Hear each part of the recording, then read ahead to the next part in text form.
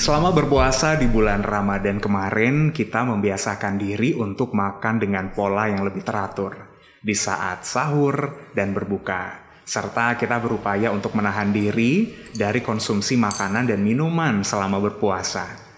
Nah, apa kabarnya Sobat K setelah kita puasa usai, kemudian bertemu Lebaran yang kata orang kadang identik dengan lebaran. Jangan sampai ya hal ini terjadi. Makanya sore ini di BTS Berbagi Tips Sehat kita akan membahas mengatur pola makan setelah 1 bulan lamanya berpuasa. Saya Iksan Anugrah bersama Dr. Agus Yudo Santosa, SPPD Finasim, dokter spesialis penyakit dalam Siloam Hospitals Jember. Selamat sore Dr. Yudo. Selamat sore Mas Iksan. Oke. Puasa ini kelihatan tambah muda nih. Waduh, dokter mungkin agak dekatan dikit dong sama mic-nya ya. Mantap. Iya, tambah Saya muda. kelihatan lebih muda ya? Iya, kelihatan 4 tahun lebih muda. Oke, alhamdulillah berarti. Kadang target saya itu 10 tahun lebih muda sebenarnya. Ya, SMA nanti. Waduh, ya sehat-sehat ya Dokter Yudo ya. Iya, nih saya ditemani Mbak Putri. Betul. Ini Mbak Galuh Putri. Oh, Putri Galuh. Balik ya. Mas as Marketing Communication of Siloam Hospitals Jember yang selalu hadir ya. Sehat-sehat ya Mbak Galuh ya. Alhamdulillah. Mas Iksan gimana setelah berpuasa 1 bulan? 1 bulan, alhamdulillah. Meskipun kemarin itu ada beberapa hari saya nggak diperbolehkan buat puasa ya. Jadi waktu itu memang kondisi tubuh nggak fit ya. Tapi mau gimana lagi, akhirnya nanti harus diganti setelah ini. Mohon maaf lahir dan batin nih Dokter Yudo, Mbak Galuh ya. Sehat selalu. Yes, dan semua yang dengerin BTS selama ini ya, kita mohon maaf lahir dan batin kalau misalkan selama ini mungkin ada salah-salah ya Sobat K. Nah, BTS Berbagi Tips Sehat seperti biasa bisa disimak melalui berbagai platforms. Selain Terrestrial Channel 102,9 FM, visual radio melalui website kastripradiojember.com, dan tayangan ulang melalui YouTube channel KI Radio dan Siloam Hospitals Jember. Oke, nah Dokter Yudo, jadi ini kan kita membahas pola makan setelah 1 bulan berpuasa. Memang setelah kita berpuasa selama sebulan kemarin ya, kemudian di hari pertama Lebaran kita udah disuguhkan sama makanan-makanan yang bikin nafsu makan kita itu melonjak banget dokter. Betul. Gimana ini seharusnya? Jadi analog buat masyarakat itu yang paling penting adalah kalau kita bisa naik sepeda motor dan mesinnya itu perlu istirahat. Nah, setelah istirahat janganlah pakai persneling langsung 3. Jadi si sepeda motor ini kalau bisa habis persneling 1, persneling 2, persneling 3. Sehingga ada istilah di masyarakat habis Lebaran, habis puasa, Idul Fitri namanya gaspol. Oke. Nah, ini yang nggak benar.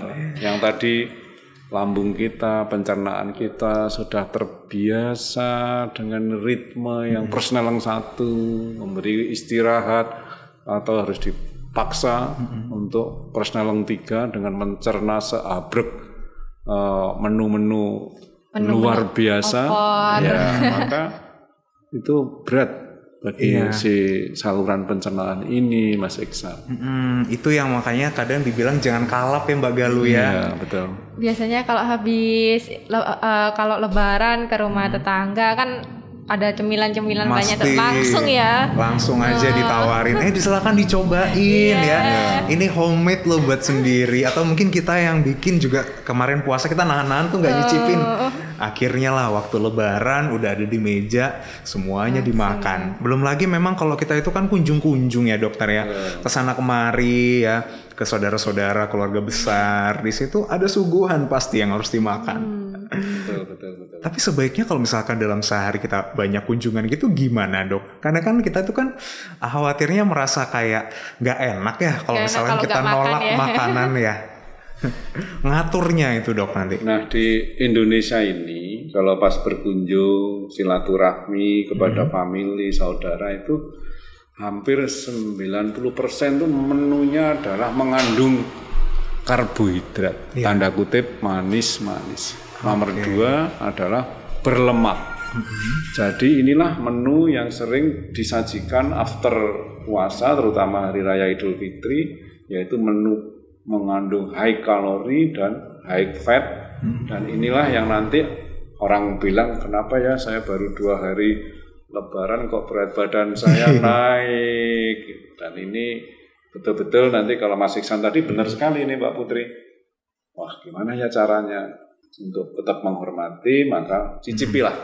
Tapi nyicipinya nggak boleh 1 mangkok. Jadi cukup menu seadanya. Siap. Mungkin sambil lebih dekat lagi dok. Ini betul, sayang sekali soalnya nih dok. Iya, kita biar lebih enak lagi ngomongnya nih kalau mic lebih deket ya. Oke, memang boleh dicicipin tapi dikit-dikit aja jadi ya. Dan ini kan juga baru hari keberapa ya sobat, kayak mungkin masih banyak jadwal kunjungan Anda, entah itu ke teman-teman ya, ke sesama teman kerja atau ke keluarga-keluarga besar, bahkan reunian. Iya, biasanya itu yang terjadi. Yang terjadi kemarin setelah.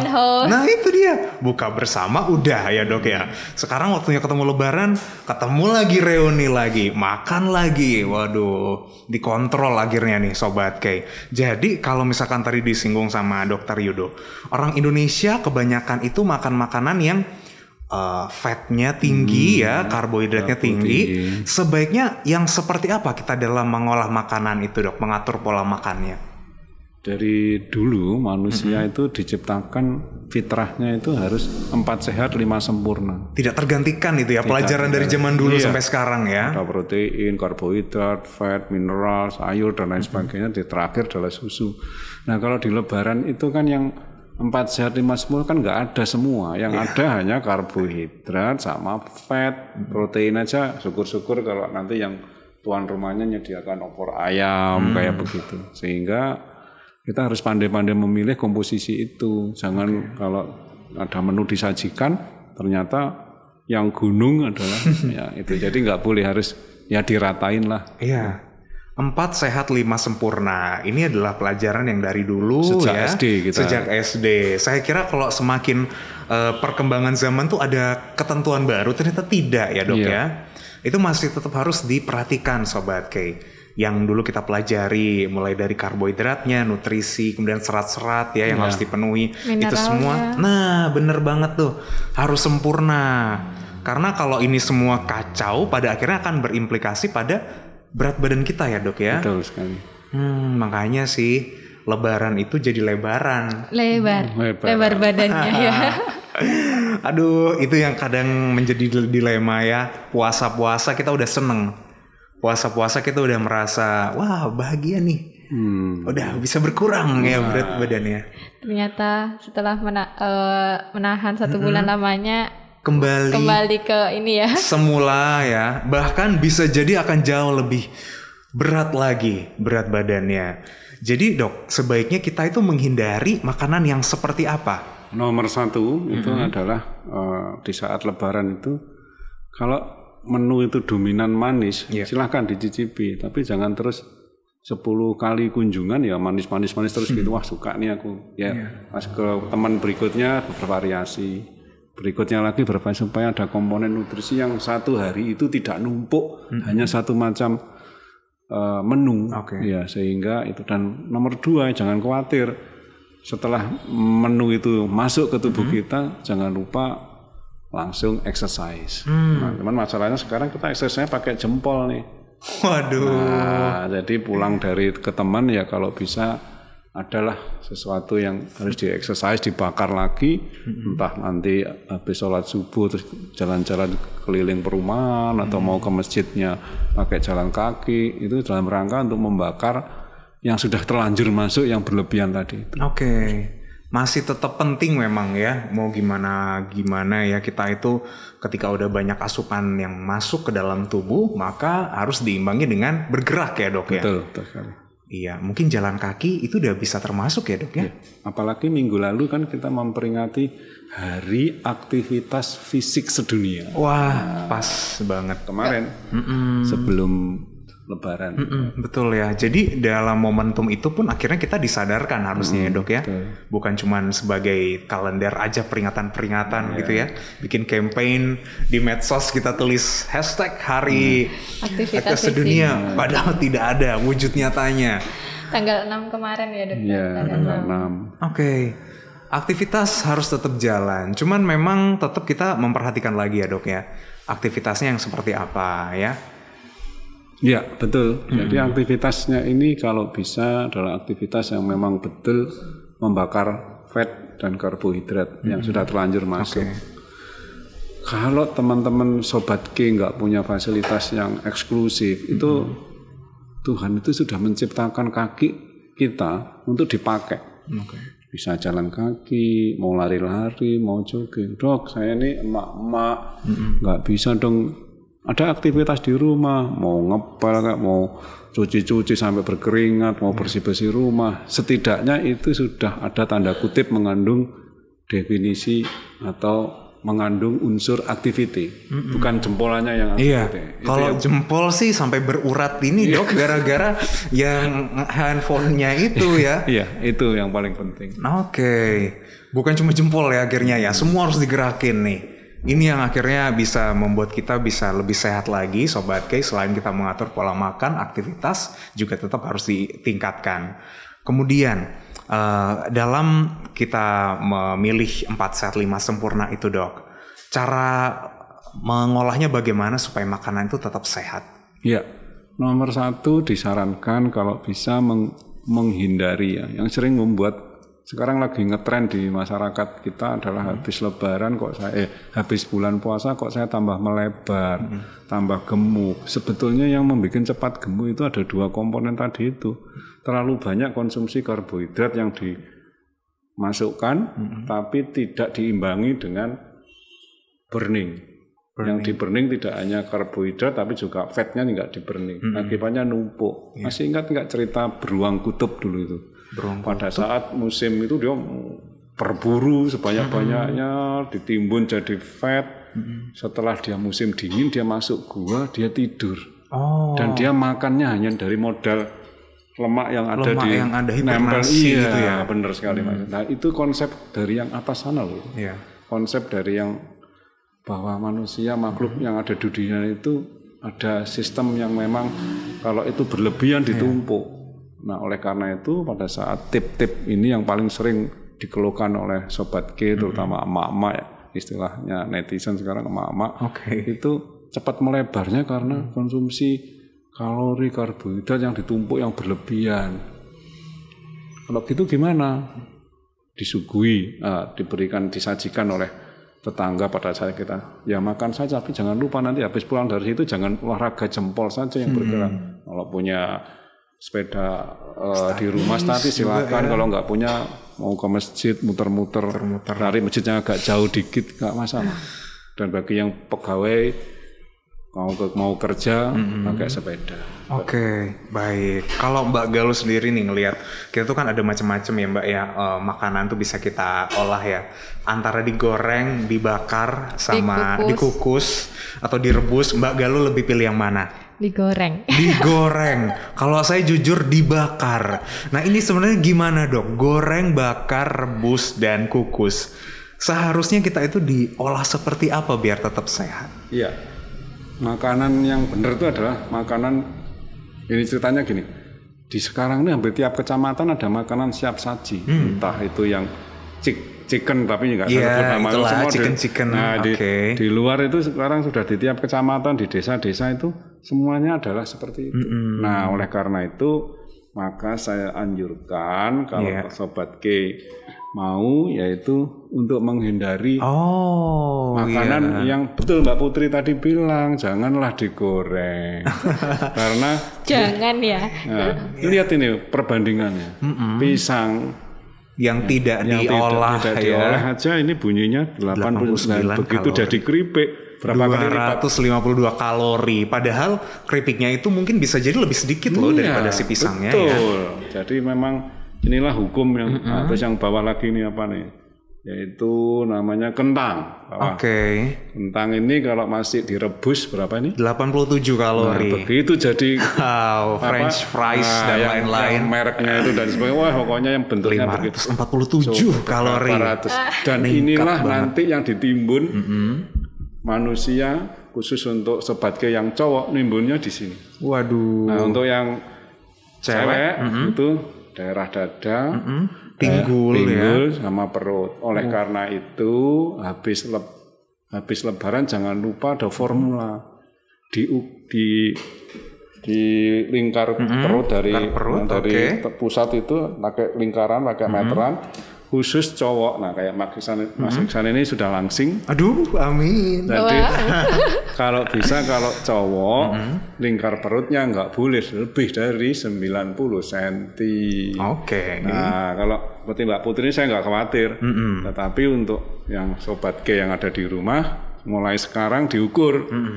Untuk cewek tidak boleh melebihi dari 80 cm. Itu adalah rumus atau rule yang memudahkan masyarakat kita di level apapun. Kalau mau pengen ya ada BMI, ada rumus itu enggak apa istilahnya ya kurang bisa familiar saja juga ya. Baik kan untuk masyarakat kita yang ada di daerah yang gampang pakai meteran aja. Karena dengan kita membuat lingkar perut itu setidaknya kita sudah mencegah metabolic syndrome. Ini formula bahwa dengan menurunkan lemak tebelnya di lingkar perut itu sudah kita mencegah metabolic syndrome. Apa itu metabolic syndrome? Sindrom itu kumpulan gejala hipertensi, kolesterol, obesitas, gula dan lain sebagainya. Baik, kita akan lanjutkan lagi pembahasan kita yang menarik ini tentang bagaimana mengatur pola makan setelah kita 1 bulan berpuasa. Tetap di BTS berbagi tips sehat. Yang namanya hari lebaran itu memang rezekinya banyak banget sobat. Kayak suguhan makanan yang istimewa itu pasti ada di mana-mana ya. Di rumah sudah ada, tetangga ada yang ater-ater, apalagi kita di Jember ini ya. Itu kan tradisi ater-aternya kuat sekali. Jadi bisa mencicipi sekalian makanan dari tetangga. Belum lagi ada kiriman dari mana, parcel-parcel banyak banget tuh. Tapi ingat sobat K, dikontrol ya. Mungkin cicip-cicip dikit boleh, tapi nyicipnya jangan 1 mangkok sekalian. Tadi juga udah disampaikan nih dengan Dokter Yudo, kalau kita perlu memperhatikan lingkar pinggang sobat K. Karena lingkar pinggang cowok itu kan nggak boleh lebih dari 90 cm ya dok ya. Ceweknya nggak boleh lebih dari 80 cm. Mantep. Tapi Mbak Galuh kayaknya udah gak usah mikirin ya Mbak Galuh ya. Tinggal waduh ini PR-nya kita nih sobat K, gimana caranya biar lingkar pinggang ini tidak lebih dari ukuran 90 untuk cowok dan 80 untuk cewek. Mungkin tapi kan kemarin waktu lebaran pastinya tahu ya. Soalnya kan kalau lebaran kan pasti beli baju baru. Jadi kan jahit baju nih, pastinya kan lingkar perutnya kan diukur. Nah, bisa ini dicatat juga sih untuk ukuran lingkar pinggangnya ya. Iya ya, jadi kita bisa ngatur inilah sekalian introspeksi apakah ada perubahan atau mungkin bagaimana. Tapi ya dok, sebelum kita lanjut ke yang berikutnya, berarti lingkar pinggang kalau sudah lebih dari itu dia otomatis akan berpotensi ya terjadi penyakit ya? Iya betul. Jadi di filosofi ilmu kesehatan itu salah satu parameter tidak hanya lingkar pinggang aja, ada parameter lab, ada tapi sudah mencerminkan hal yang simpel yang mudah dicerna oleh masyarakat bahwa waduh saya sudah mulai gendut nih, maka siap-siap bahwa orang tersebut akan cepat atau lambat gulanya naik, kolesterolnya naik, trigliseridnya naik, hipertensinya naik, dan inilah disebut dengan metabolic syndrome. Sindrom kumpulan gejala metabolik adalah apa yang telah kita makan ini kayak beruang tadi ditumpuk-tumpuk, ternyata numpuknya tidak hanya di perut tapi juga di organ, pembuluh darah, hingga jadi hipertensi, ditumpuk di sana jadi fatty liver, ditumpuk di sini jadi perlemakan liver, seperti itu. Jadi tetap patokannya seperti itu, jangan sampai dilanggar ya. Mungkin kalau kurang itu lebih baik ya dok ya. Tapi yang penting jangan kurang-kurang banget ya. Betul. Nanti ada batas namanya istilahnya berat badan ideal. Bisa di googling itu tinggal ketik aja BMI. Berat badan ideal saya berapa, itu ada kayak bisa diatur nanti ya aplikasinya.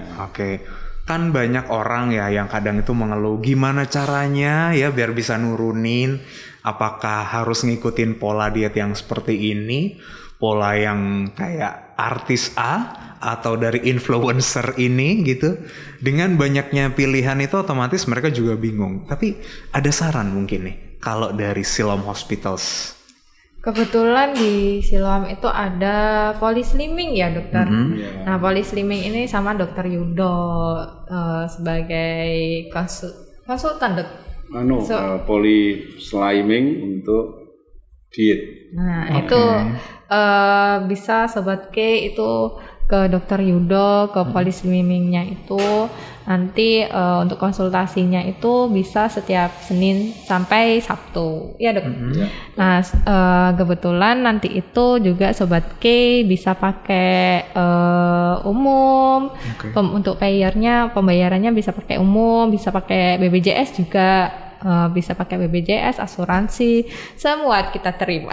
Mantep. Nah ini salah satu cara yang ini ya. Jadi kalau orang-orang itu kan biar tidak serta-merta memang mengikuti anjuran A, anjuran B, kadang-kadang bisa jadi mereka tidak tahu ya dok ya. Sebenarnya kebutuhan dalam tubuhnya tuh seperti apa ya.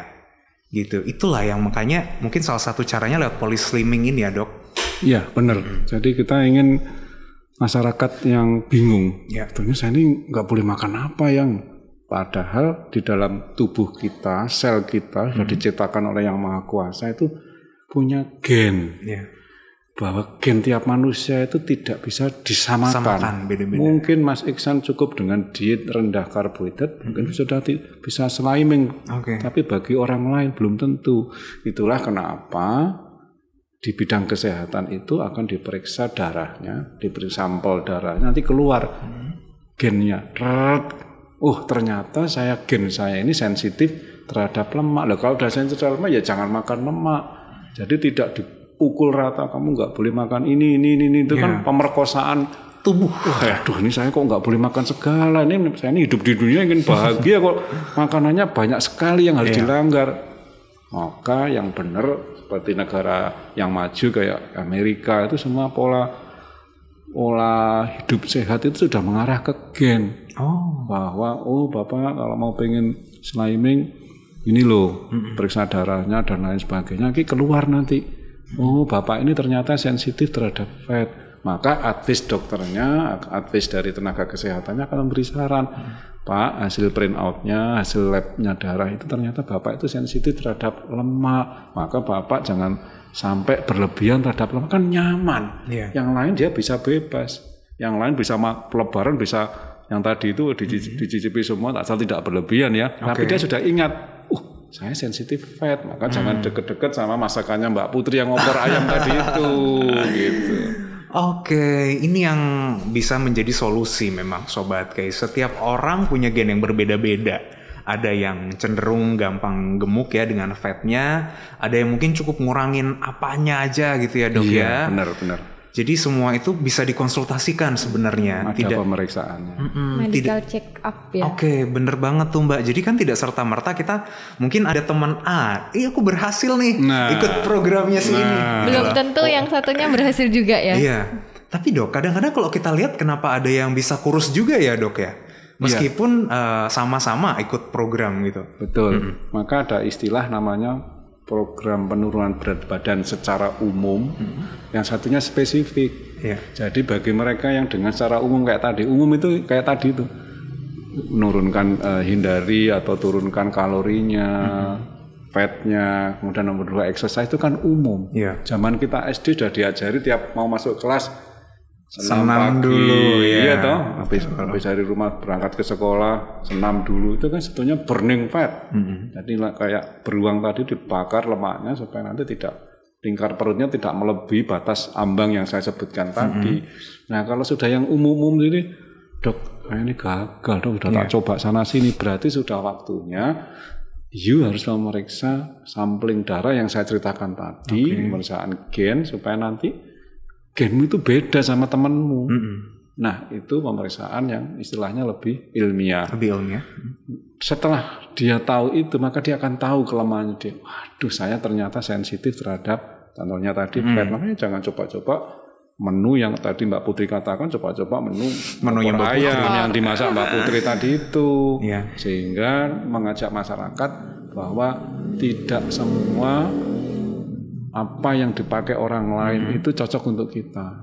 Karena gen kita itu berbeda, sudah muncul kayak payung ini merah, kuning, hijau. Mungkin gen kita itu hijau. Artinya pemakan segala, tapi cukup nanti keluar hasilnya. Oh, Anda itu cukup exercise saja, makan terserah kamu, tapi kamu harus rajin exercise atau olahraga, akan hilang sendiri lemakmu.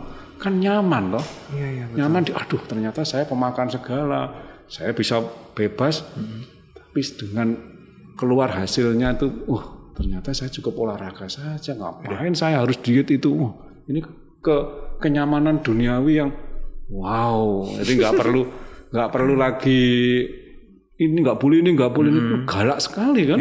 Nggak begitu, karena di Amerika di literatur di referensi juga bilang di sana itu sudah mulai ada, ya. Bahkan di negara tetangga yang maju seperti itu mau ngobati orang itu pakai gen. Oh, dites dulu ya. Kayaknya kamu kalau dikasih sama-sama penurun panas, yang obat ini nggak akan turun karena gennya itu cepat responsif dengan obat itu walaupun hanya dosis minimal. Keren banget kan? Gitu. Dan itu justru akan jauh lebih efektif ya dok, daripada lebih cepat ya. Trial and error coba. Iya. Jadi jangan bukan jangan sih, lebih tepatnya tidak indahnya coba-coba, kita cek secara rutin kesehatan kita. Kebetulan kita juga ada medical check up untuk rutinan. Itu Sobat K bisa akses juga nih Mas Ihsan di My Siloam. Jadi di situ udah ada fiturnya untuk medical check up dan free admin gitu. Wih, mantap ya. My Siloam ini bisa Anda download di App Store dan Play Store Anda. Jadi Sobat K yang sekarang udah rata-rata punya smartphone lah ya, tinggal di-download aja. Itu jauh lebih mudah. Bahkan jadwal dokter juga ada ya di sana. Jadwal dokter sudah bisa diakses di situ. Kita juga bisa janji temu sama dokternya, supamanya mau ke dokter Yuda bisa nih langsung dari rumah bikin daftar identitas, terus kemudian juga langsung check in, jadi nggak perlu ambil nomor antrian lagi di rumah sakit. Itu prosedur yang jauh lebih efektif dan lebih mudah Sobat K ya. Bahkan nah tadi saya tuh ngelihat polyslimming ini akhirnya terbuka ya dok ya, ketika kita yang mungkin sama-sama bisa berhasil, tapi kadang itu yang menyebabkan orang itu kayak lemes ya. Ada yang kelihatannya lemes, mengeluh, saya emang udah kurus berhasil, tapi saya tuh lemes tiap harinya, atau enggak gampang marah gitu dok. Yang keringat dingin. Nah itu dia, gampang marah, terus ada yang justru anemia dan lain sebagainya. Betul. Ini semua berarti akibat dari mungkin mereka yang tidak tepat ya dok ya. Iya betul sekali.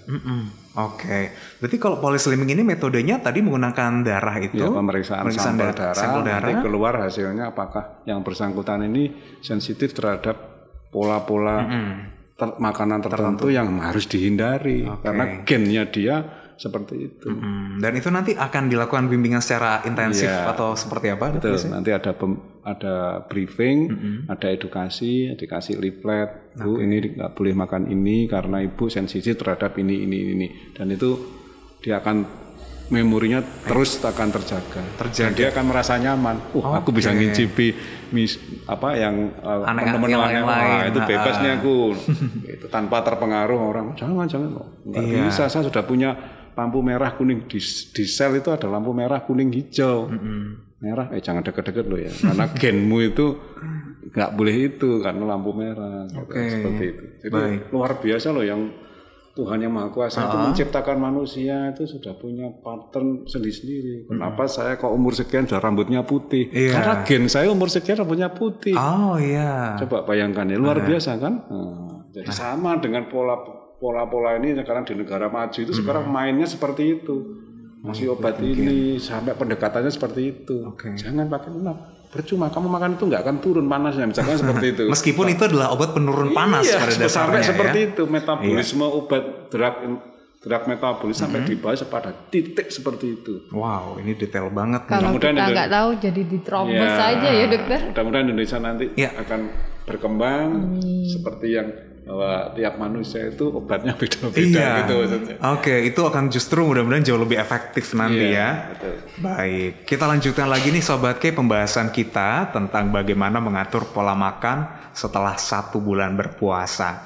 Ada yang menyatakan kalau cemilan itu boleh kita sisipkan, Dok, ya, di jeda-jeda makan tertentu. Nah, ini kira-kira boleh atau tidak kita akan bahas setelah yang berikut ini. BTS berbagi tips sehat.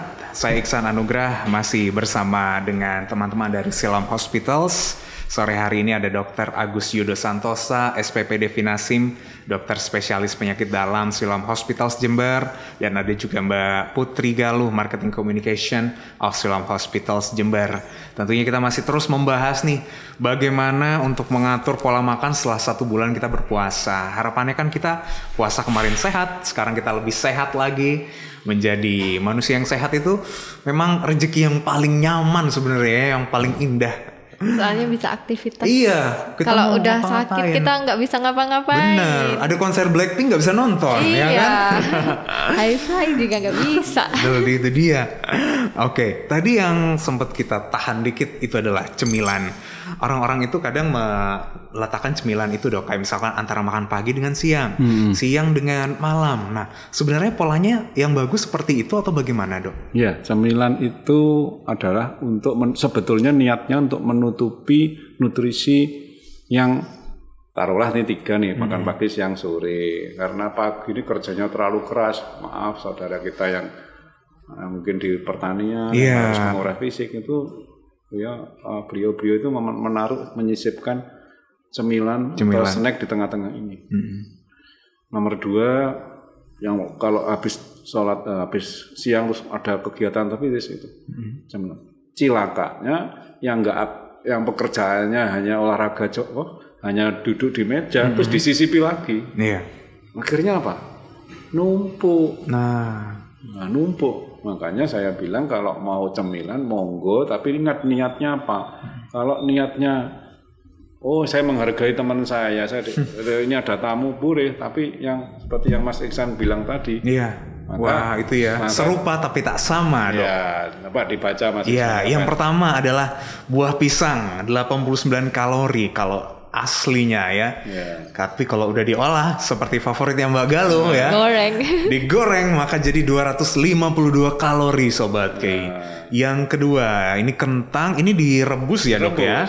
Direbus pun hanya 87 kalori loh, 87. Tapi hanya dengan diolah dikit jadi french fries ya, jadi kentang goreng, itu udah 547. Nah, ini contoh sederhana. Iya, ada lagi tuh, Dok. Saya pengen lihat tuh tempe ya. Kita tuh suka banget toh, Dok, sama tempe mendoan.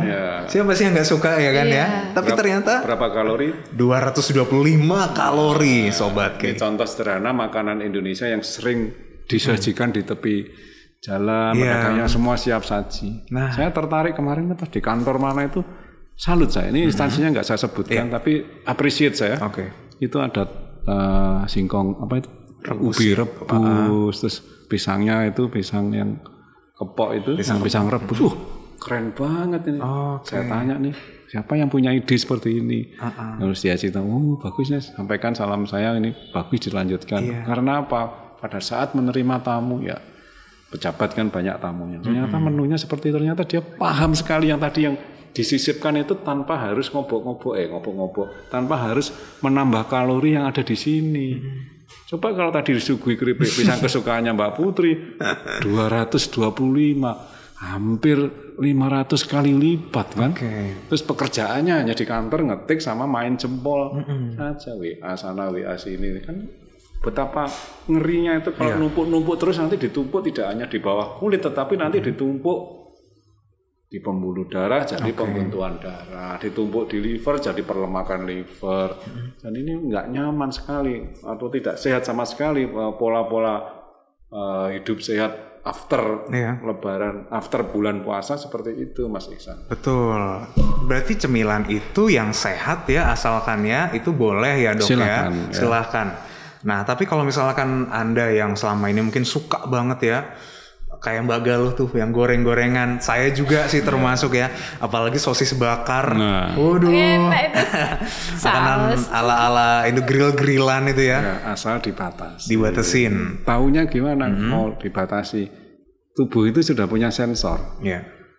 Begitu dimakan sudah mulai sudah mulai agak, itu sebetulnya sensor alami. Oke. Kadang tenggorokan nggak enak. Sudah ada sensor alami bahwa aku sudah nggak boleh diterusin. Tapi karena gitu ya. karena namanya nafsu manusia itu kan ada unsur itu yang mumpung ini kan, dan itu yang tidak bisa mengcounter sensor alami. Sensor alaminya itu ada kok, sadar. Sensornya mesti bilang gini, wih, aku sudah kelebihan ini. Jangan. Nah, gitu ya. Sebenarnya sudah sadar itu. Sudah sadar bahwa sensor alami dari tubuh untuk mengingat, waduh sudah kebanyakan ini. Tapi mata menatap seperti masih nikmat. Masih nikmat. Ya, udahlah dilanjutin dikit-dikit dulu, dikit-dikit lama-lama jadi bukit. Itu dia. Berarti Dok, kalau misalkan kebutuhan kalori setiap orang ini gimana Dok? Apakah setiap orang beda-beda atau? Manusia normal itu kan 25 sampai 30 kilokalori per kilogram badan per hari. Taruhlah pagi 1 piring, siang 1 piring, sore 1 piring, itu sekitar itu. Nah, tapi kalau dia sudah mulai, aduh Dok, saya pengen, maka kalorinya dikurangi. Maka ada istilah sekarang namanya defisit kalori atau kalorinya low kalori. Sekarang susu aja low kalori. Ada itu yang kopi sasetan aja sekarang tulisannya tulisan less sugar. Itu sebetulnya untuk menghindari yang kalori-kalori itu. Mungkin kan keren banget toh. Rasanya sama tapi less kalori. Jadi saya mampir di Waralaba, ada sekarang ada ini, saya pilih itu less kalori. Ini arahnya nanti ke arah sana yang tadi saya cerita beruang tadi. Benar. Kita bisa membatasi yang cepat menggemukkan badan, maka tubuh itu akan membakar yang tersimpan itu. Ini seperti timbangan. Kalau aktivitas kita tinggi, maka yang terbakar juga banyak. Tapi kalau kita yang gerak hanya jempolannya saja, maka yang kalori itu dimasuki terus nggak akan terbakar. Ya terbakar ada, tapi kan nggak seimbang dengan timbangan tadi itu. Prinsipnya seperti itu alaminya.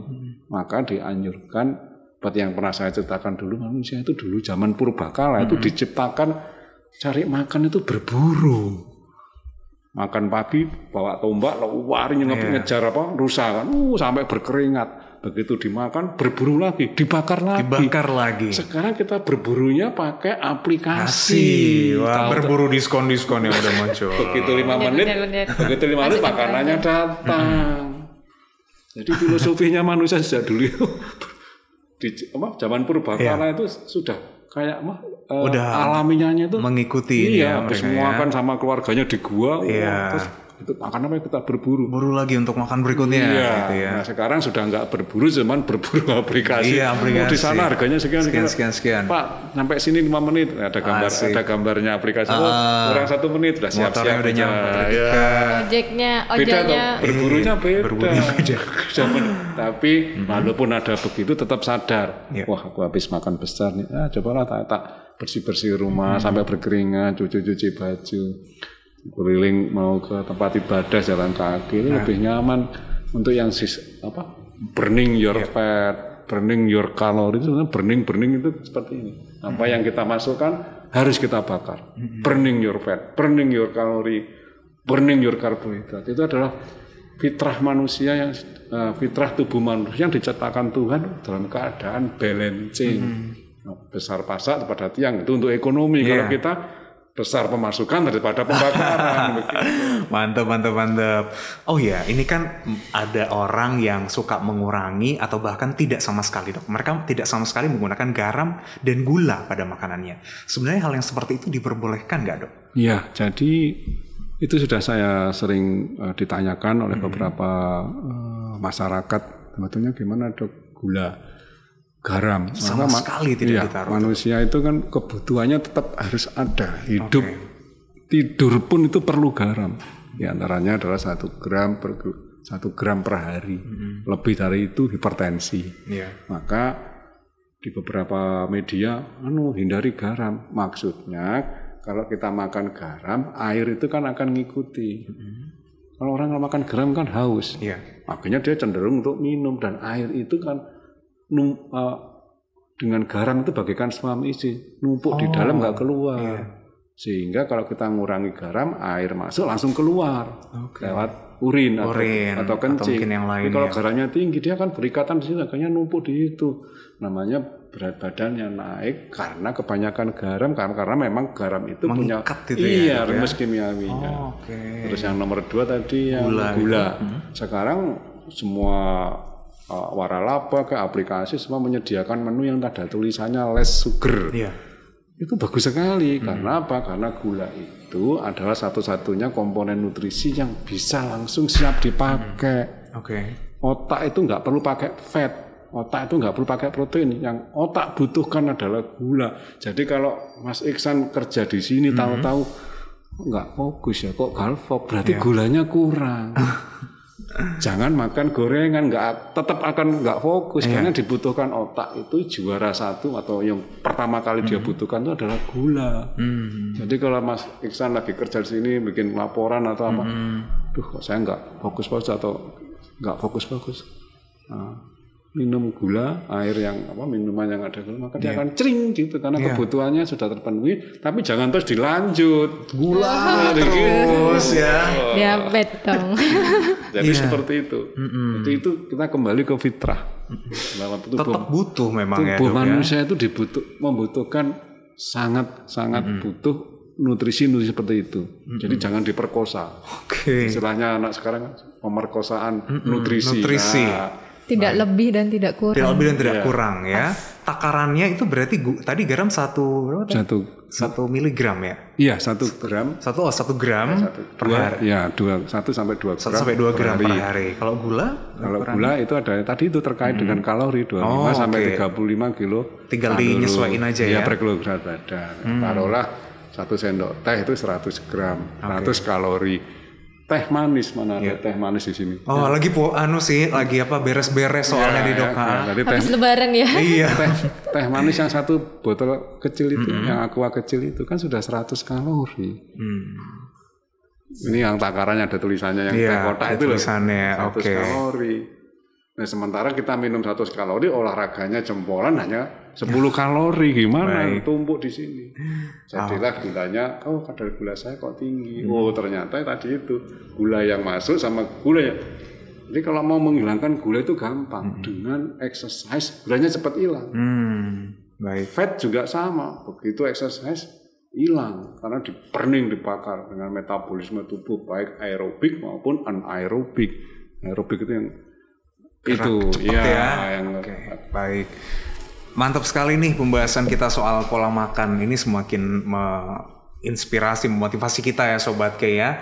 Mumpung belum telat waktunya setelah kita lebaran ini perbaiki gaya hidup kita. Masih ada 1 segmen lagi dalam BTS, nanti kita akan bahas mitos-mitos dan fakta seputar pola makan. Tetap di 102,9 FM K Radio. 102,9 FM KI Radio Sound of Knowledge. BTS berbagi tips sehat bersama Siloam Hospitals Jember. Bisa Anda saksikan juga melalui YouTube channel KI Radio dan Siloam Hospitals Jember. Nah, sebelum kita masuk ke mitos dan fakta, nanti akan ditunjukkan oleh Dr. Yudo dan Mbak Putri ke kamera masing-masing ya di situ ya. Itu apakah mitos atau nanti fakta nanti ya. Tinggal dibalik aja kipasnya. Ada 1 pertanyaan yang masih tersisa nih dok. Perlu nggak sih kita melakukan gaya hidup vegetarian sebenarnya? Jadi ini masih belum mitos dan fakta ya gitu, dok ya? Pikir sudah mulai. Belum. Perlu itu, atau tidak? Jadi itu yang sering terjadi dan sering ditanyakan ke masyarakat ke saya. Dok, kalau saya vegetarian aja gimana? Terus saya bilang, Bapak ini aktivitasnya luar biasa. Tubuh itu tidak hanya tubuh Bapak itu seperti yang saya cerita ke Mas Iksan tadi, itu tidak hanya sayuran tok, perlu yang lain, yaitu pada saat kita mau mikir berat yang dibutuhkan otak adalah gula dulu, karbohidrat sudah masuk. Pada saat kita mau melakukan aktivitas yang lain, kita mau ikut maraton atau apa olahraga yang agak berat, maka kita perlu cadangan energi karena gula itu cepat habis. Dalam waktu sekian, ibarat bensin itu yang cepat terbakar namanya apa itu? Turbo cepat hilang. Kita disiapkan lagi. Setelah nanti fatnya habis, ada lagi cadangan energi namanya protein. Jadi kalau vegetarian dimakan tubuh itu juga perlu nutrisi yang tadi itu yang saya cerita, jangan hanya vegetarian, jadi perlu yang lain untuk dipakai segera, kecuali kalau memang ada penyakit tertentu yang mengharuskan kamu harus sayur nih karena sudah terlalu tinggi hasil labnya, itu baru biasanya kita sampaikan seminggu aja loh ya vegetariannya gitu, seperti itu Mas. Mengikuti saran dari ini ya dokter ya, dan dari tim ahli kesehatan ya, yang sudah bisa merekomendasikan nanti yang terbaik itu seperti apa, karena kita nggak bisa menentukan sendiri ya dokter ya. Oke, kita langsung masuk ke mitos dan fakta. Yang pertama, membatasi asupan karbohidrat memudahkan penurunan berat badan. Ini fakta atau mitos sebenarnya? Ya, jadi penurunan berat badan dengan cara membatasi atau asupan karbohidrat. Karbohidrat itu adalah apa ya? Fakta. Oh, fakta. Jadi kenapa? Karena faktanya kalau kita terlalu banyak karbohidrat itu akan ditumpuk oleh tubuh ke dalam organ kita dalam bentuk fat. Jadi kalau Sobat K bahwa dengan mengurangi karbohidrat maka fat yang sudah tadi diukur sama 80 lebih dari 80 secara bertahap akan berkurang lemaknya. Jadi untuk mengimbangi kebutuhan energi itu tidak dari dompet kita tapi diambilkan dari ATM gitu ya, diambil sana. Kira-kira begitu analognya. Jadi nanti dengan penurunan karbohidrat maka dia akan mengambil fat yang sudah terlanjur numpuk di dalam bawah kulit kita. Tapi ingat jangan terlalu karbohidratnya dikurangi terlalu banyak karena ada satu organ yang memang tidak boleh dikurangi karbohidratnya. Yaitu otak. Otak itu makanannya bukan fat. Otak itu makanannya bukan protein, tetapi yang dibutuhkan otak itu adalah gula atau karbohidrat tadi itu. Hanya proses analog yang jangan sampai nanti makan sayur terus pekerjaannya jadi lemas. Nah, itu kan buat apa kita hidup di dunia kok hanya ngejar berat badan turun tetapi tidak produktif. Itu. Waduh, makanya ikuti tadi liposlimming ya. Nah itu dia. Konsultasi dengan dokter Yudo. Iya, polyslimming. Oke, itu bisa diikutin tuh. Yang kedua, manusia perlu menghindari gluten. Fakta atau mitos ini, Dok? Jadi ini adalah mitos. Mitos ya. Jadi keterangannya adalah gluten yang ada di makanan kita itu adalah sudah tersedia di alam semesta ini. Semua orang bisa mengkonsumsi itu. Tapi pada kondisi tertentu di mana ada masyarakat atau Sobat K yang memang terganggu saluran pencernaannya, sistem pencernaannya, maka ada beberapa penyakit yang memang tidak boleh makan gluten karena apa? Mengganggu pencernaannya itu. Nah, penyakitnya nggak saya sebutkan, tapi memang ada masyarakat atau warga kita, saudara kita yang memang dianjurkan tidak makan itu karena si pencernaannya itu sensitif terhadap hal-hal itu. Apalagi kita kan tahu gluten itu ada di roti, ada di snack yang roti kering dan lain sebagainya, bahan bakunya itu. Tapi di saluran pencernaan dia tidak tahan mendigest atau mencerna itu, sehingga itu pun terdeteksi pada saat pemeriksaan lab yang disebutkan Mbak Putri tadi. Coba dicek, ternyata ibu nggak bisa makan gluten karena memang sistem pencernaannya memang nggak tahan untuk mencerna itu. Makanya mendingan kalau misalkan kita tidak diperkenankan makan seperti itu, cari produk yang free gluten gitu ya, gluten free itu ya. Betul. Baik, yang berikutnya, buah dan sayuran mentah lebih baik ketimbang yang diolah. Ya, ini adalah mitos atau fakta? Apa tadi, Mbak? Buah dan sayuran mentah ya, itu lebih baik ketimbang yang diolah lagi. Nah, ini jawabannya adalah fakta bahwa memang sayuran segar itu faktanya lebih banyak nutrisinya. Nah, yang olahan itu dimasukkan kaleng, itu sudah ada zat pengawetnya, ada natrium benzoat yang belakangnya nanti kalau Mas Iksan beli di waralaba atau di toko ada tuh ya tulisannya. Benzoat itu adalah kandungan zat pengawet. Nah, zat pengawet itu pada saat dimakan oleh tubuh yang mendetoks siapa? Si liver. Kan kasihan. Wong ada makanan zat, kenapa harus memperkosa si liver ini untuk menetralkan atau mendetok daripada zat pengawet itu. Itulah kenapa adik-adik kita yang SD itu kan sakit di livernya. Iya, sakit itu saya sakit perut habis makan ini karena memang sistem pencernaannya disetting untuk anak-anak yang sedang masih usia muda itu harus makanan yang mudah didigest atau mudah dicerna, kok ditambahi dengan yang mengandung zat-zat pengawet itu yang memang itu membebani organ dan organ yang diciptakan Tuhan. Juara satu mendetoks apa yang kita masak, yang kita makan adalah si liver.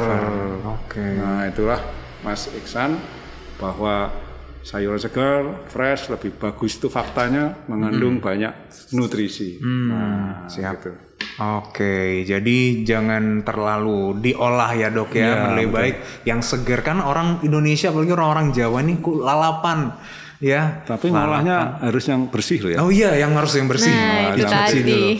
Nanti ada apa nggak bersih. Hygiene-nya harus tetap diperhatikan walaupun mentah ya. Iya, betul banget. Yang keempat nih, masih ada 2 lagi. Makanan berlabel bebas lemak itu pasti lebih sehat, Dok. Makanan-makanan yang dimaksud adalah yang dalam bentuk kemasan ini, Dok. Bebas lemak itu apakah lebih sehat? Nah, pasti lebih sehat. Itu mitos atau fakta? Ya, jawabannya adalah mitos. Karena apa? Karena makanan yang bebas lemak itu harusnya adalah ada tulisannya. Oke. Kebutuhan lemak di dalam tubuh kita, kebutuhan lemak yang harus kita konsumsi hanya 30%. Nah, sedangkan nanti kalau ada makanan yang berlabel bebas lemak, nah tadi kembali, tubuh kita itu kan juga butuh lemak 30% proporsinya. Kalau lebih dari 30%, kembali ke yang tadi lingkar perut apa. Makanya Sobat K, jangan lupa kalau membeli makanan berlabel bebas lemak, teliti kandungannya lagi yang kecil-kecil tuh ya. Di kalengnya atau di botolnya atau itu bener nggak nih bebas lemak? Kalau memang betul tulisannya ya bebas lemak, maka silakan dikonsumsi karena itu memang kalau niatnya untuk wah saya nggak pengen gemuk, saya pengen agak langsing itu memang bagus. Tapi ingat kalau nggak ada niatan untuk melangsing, mau berat badan saya seperti Pak Putri ya boleh kan saya mengkonsumsi lemak kan, seperti itu bebas. Nah, jadi kalau ada yang mau niatnya kembali lagi kalau niatnya wah saya mau maka makanan yang tulisannya apa free lemak gitu ya. Itu sangat bagus karena lemaknya si Sobat G sudah terlalu banyak. Caranya gimana? Diukur. Tidak boleh lebih dari 80 dan 90 cm bagi cowok. Siap. Berarti enggak ini aja ya yang kita lihat biasanya kalau makanan expirednya. Tapi komposisinya juga budaya perlu dilihat ya, Mong ya. Makanya semua yang ada di tulisan di label itu dibaca ya pada akhirnya ya. Tidak aksesoris saja itu dibaca. Mantap. Yang terakhir, makan di malam hari tidak membuat gemuk, Dok. Nah, mitos atau fakta? Tidak membuat gemuk. Iya. Itu adalah mitos. Faktanya adalah makanan yang dimakan malam hari harusnya seperti pagi harus dibakar. Bakar lagi. Nah, kalau makan malam hari itu kan tidur tuh. Maka istirahat. Makanan itu akan masuk ke perut, diolah, sebagian jadi fat, sebagian jadi ini ditumpuk lagi. Akhirnya lingkar pinggangnya besar lagi. Itulah kenapa saya lihat di sini malam hari anak-anak ini tak lihat di jalan sebelah itu. Loh, kok nasi goreng gitu. Saya kaget juga nasi goreng. Iya. Istilah mereka di medsos sangu tidur. Loh kok sangu tidur kok dibuat sama nasi goreng. Ada pernah di medsos posting makanan sangu tidur. Loh kok sangu tidurnya apa enggak sebaiknya sebelum tidur itu menghindari yang seperti itu. Makanya tadi Mas Iksan bilang mau tidur ya mending yang vegetables tadi itu yang sayuran apa tadi vegetarian vegetable atau vegetarian itu adalah menu sayur itu lebih baik karena dia tidak ditumpuk. Dia hanya sekedar high fiber. Jadi yang vegetable makanannya tanda kutip orang vegetarian itu adalah itu isinya fiber, pure fiber dan mineral. Nggak ada lagi kalau makan itu banyak nggak ditumpuk. Nggak ditumpuk di organ, nggak ditumpuk di bawah kulit, jadi very healthy. Nah, yang ngeri itu yang tadi itu saya cerita medsos pamer, sangu tidur, flexing, saya ini loh sangu tidur, aduh, nasi goreng. Aduh, nah ini tahu dia. Sendiri kan tadi yang hanya keripik goreng aja gitu, apalagi nasi yang goreng. Lebih besar lagi apalagi kayak gimana ya. Padahal keripik kecil seperti ini gitu. Yang lebih besar lagi berapa tuh kita nimbunnya. Itu yang makanya bikin kadang-kadang kita lihat nih kok lebaran jadi lebaran ya. Bisa jadi seperti itu. Nah, itu dia Sobat K, mitos dan fakta sudah kita bahas. Mungkin sebelum ke kesimpulannya Dr. Yudo, ada info nih dari Mbak Galuh nih. Udah nggak ya? Ada dah. Harus ada dong. Buat Sobat K, kebetulan buat Sobat K yang mager buat ke rumah sakit, kebetulan kita juga ada layanan Siloam at Home. Jadi home care, kita ada layanan home care. Jadi ke rumah-rumah Sobat K, nanti untuk informasinya bisa diakses di Instagramnya Siloam Jember, @siloamjember. Di situ nanti update informasi. Jadi Sobat K bisa akses di sana. Kemudian juga bisa diakses di www.siloamhospitals.com. Oke, langsung ya. Kalau misalkan mager mau ke rumah sakit, home care-nya masih ada kok ya. Meskipun sekarang PPKM dicabut, tapi tetap ya menjaga diri itu jauh lebih baik Sobat K. Gak usah kemana-mana, tim Siloam udah datang, ya kan? Gak perlu repot-repot dah. Iya, ada yang lebih enak kenapa enggak ya kan? Baiklah, Dokter Yudo mungkin ada kesimpulannya nih dok, pembahasan kita kali ini. Kepada Sobat K, mengucapkan selamat Hari Raya Idul Fitri. Jangan lupa di hari yang fitri ini badan kita juga harus fit dengan cara mengkonsumsi makanan yang bergizi. Tadi Mas Iksan sudah menyampaikan 4 sehat 5 sempurna. Hindari makanan yang mengandung zat pengawet, hindari makanan yang mengandung high fat, mengandung high kalori. Semuanya disiapkan dan disetting untuk masing-masing orang adalah beda-beda. But yang paling penting adalah makanan-makanan yang mengandung tadi itu high kalori, high fat maupun yang high natrium atau tinggi garam, itu memang semuanya dihindari dan tidak terlalu banyak agar setelah Lebaran seperti yang dibilang Mbak Putri kita tidak melebar. Demikian Mas Iksan. Baik, terima kasih kedatangannya Dr. Yudo. Terima kasih Mas Iksan. Selamat Hari Lebaran ya. Selamat Lebaran ya. Mohon maaf lahir dan batin kita sekalian di sini. Mohon maaf lahir batin. Baik. Terima kasih juga Sobat K ya buat Anda yang sudah mengikuti BTS berbagi tips sehat. Kita akan ketemu lagi di edisi yang berikutnya. Jangan lupa Anda bisa tetap terus menjaga kesehatan tubuh dengan tidak ada salahnya melakukan medical check up. Di mana tempatnya? Langsung aja Anda datang ke Siloam Hospitals Jember yang ada di Jalan Gajah Mada nomor 104. Wah, saya udah hafal nih Sobat K. Kalau lebih mudah lagi Anda tinggal akses My Siloam yang tersedia di Play Store dan App Store Anda. Sampai jumpa.